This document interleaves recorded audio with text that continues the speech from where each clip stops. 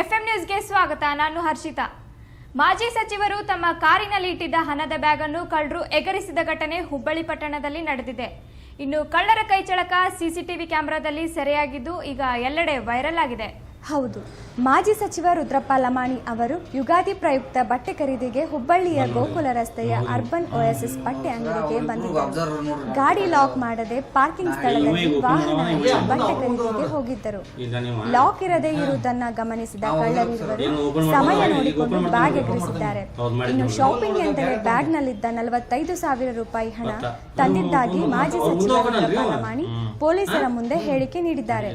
ಕಳೆದ 3 ದಿನಗಳ ಹಿಂದೆ ಈ ಘಟನೆ ನಡೆದಿದ್ದು ತಡವಾಗಿ ಬೆಳಕಿಗೆ ಬಂದಿದೆ. ಸದ್ಯ ಕಳ್ಳರ ಕೈಚಳಕದ ವಿಡಿಯೋ ಸಿಸಿಟಿವಿಯಲ್ಲಿ ಸೆರೆಯಾಗಿದ್ದು ಎಲ್ಲೆಡೆ ವೈರಲ್ ಆಗುತ್ತಿದೆ. ಈ ಕುರಿತು ಗೋಕುಲ್ ರೋಡ್ ಪೊಲೀಸ್ ಠಾಣೆಯಲ್ಲಿ ಪ್ರಕರಣ ದಾಖಲಾಗಿದ್ದು ಕಳ್ಳರ ಪತ್ತೆಗಾಗಿ ಪೊಲೀಸರು ಬಲೆ ಹಾಕಿದ್ದಾರೆ.